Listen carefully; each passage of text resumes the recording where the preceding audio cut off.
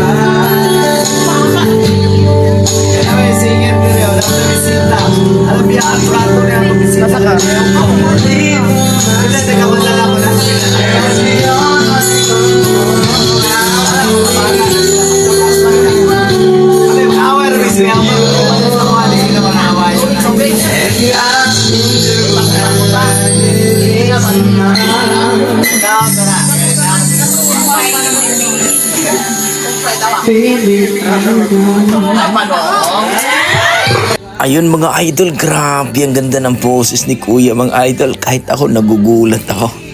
Grabe, first time ko ito makarinig ng itong boses mga idol. Napakasimple lang tingnan pero grabe. Ang sarap pakinggan sa tenga mga idol. Ang sarap sa tenga talaga. Amazing. Wala akong masabi kay Kuya mga idol, kundi perfect. Kung i-relate ko po ang kanyang performance mga idol, nasa mga 9. Amazing, grabe. Wala akong masabi mga idol. So, kayo, anong masasabi nyo dito mga idol? Nag-lip-sync ba si Kuya o boses niya talaga ito? Dahil para sa akin mga idol, boses talaga niya ito mga idol. At sana, huwag nyo kalimutan pa support naman sa kanyang Facebook page mga idol. Ilagay ko na lang po sa description ng kanyang link mga idol ha. Grabe, napaka-amazing. Ibang klase si Kuya mga idol, pang international ang boses. Okay, hanggang dito lang mga idol. Maraming salamat. Yan ang ating mga dugong Pinoy. Pagdating talaga sa kantahan, talaga malupit talaga mga idol. Grabe. Kinalabutan ako sa boses ni Kuya.